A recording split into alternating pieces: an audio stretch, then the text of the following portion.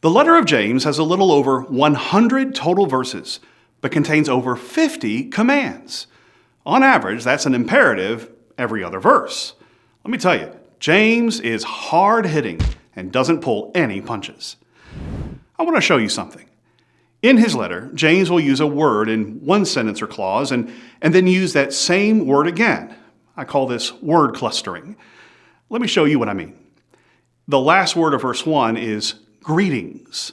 That word is etymologically connected to joy in verse 2. Greetings followed by count it all joy. Here's another one.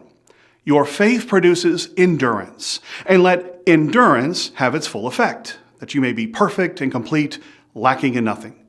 If any of you lacks wisdom, let him ask God, but let him ask in faith, and so on and so forth. You won't see word clusters occurring everywhere in James, but they do happen a lot. You'll also see James sometimes repeat the same word several times in a paragraph. Here's a good example. In James chapter 1, verse 12, we read, "Blessed is the man who endures under trial." And that same word trial is translated 5 times as tempted in verses 13 and 14. Let no one say when he is tempted, I am being tempted by God. For God cannot be tempted with evil, and he himself tempts no one. But each person is tempted when he is lured and enticed by his own desire. All right, what we're going to do now is walk through the letter of James by sections. James can be divided into 14 sections. Most of them begin with the same pattern: an imperative command, or sometimes a rhetorical question, plus some sort of an address. Most of the time it's going to be brothers. And thirdly, there'll be a change in topic. Look at chapter 1, verse 2. Count it all joy. That's the command. My brothers. That's the address. And then he starts a new subject, which is enduring trials. Here's verse 16. Do not be deceived, my beloved brothers. You've got the command followed by brothers. Verse 19. Know this, my beloved brothers. Chapter 2, verse 1. My brothers, show no partiality. Now, in chapter 2, verse 14, there isn't a command, but instead it has a rhetorical question, followed by my brothers, and a change in topic. What good is it, my brothers, if someone says he has faith, but does not have works? By the way, the words faith and works appear numerous times in this section. Chapter 3, verse 1. Here's the command. Not many of you should become teachers, my brothers. Okay, that's the first 6 of these division markers. In James 3, verses 13 through 18, you have what I think is the heart of this letter. The new subject is wisdom from above. Now, it's not marked with an imperative or a brotherly address. It's definitely a change in topic, though. James is signaling to us, I think, that this section is special.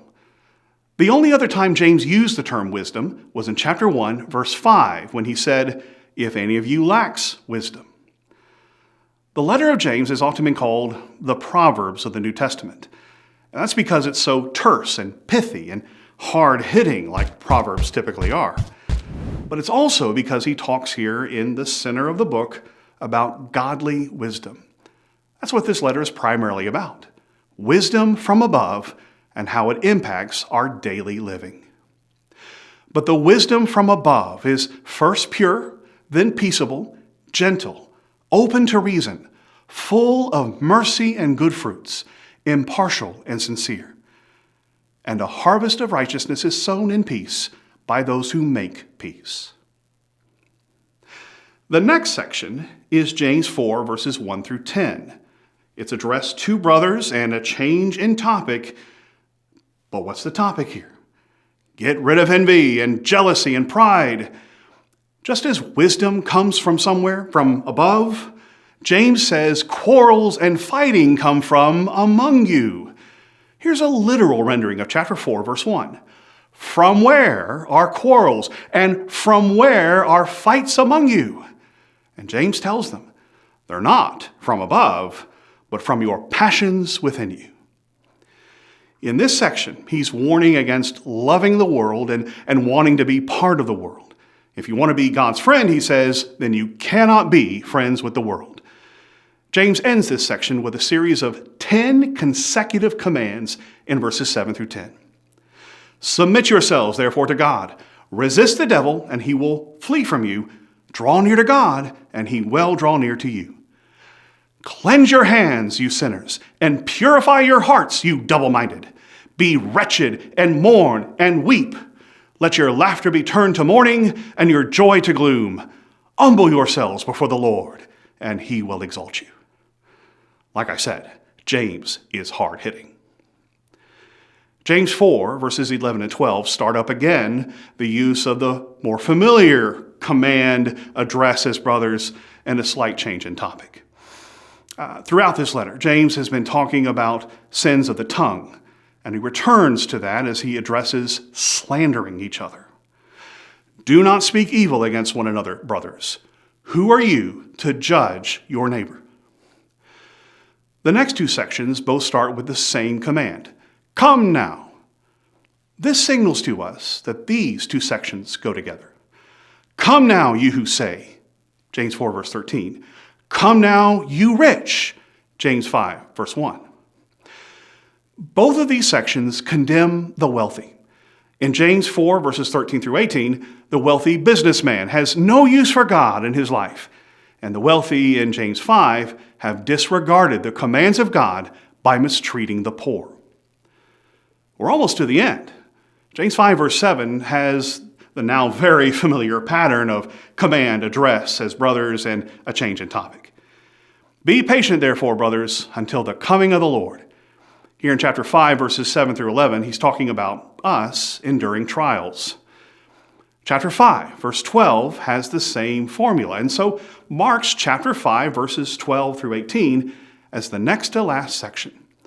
These are final words of exhortation about our speech. But above all, my brothers, do not swear. The swearing under discussion here isn't four-letter words, which you shouldn't say either. But he's talking about people swearing by taking oaths, and that's a reflection of our character as we speak to others. We shouldn't live in such a way that people have a reason to doubt what we say. I swear on a stack of Bibles this is true. No, instead, let your yes be yes and your no be no, so that you may not fall under condemnation. Our speech, specifically our prayers, continues to be addressed in verses 13 through 18.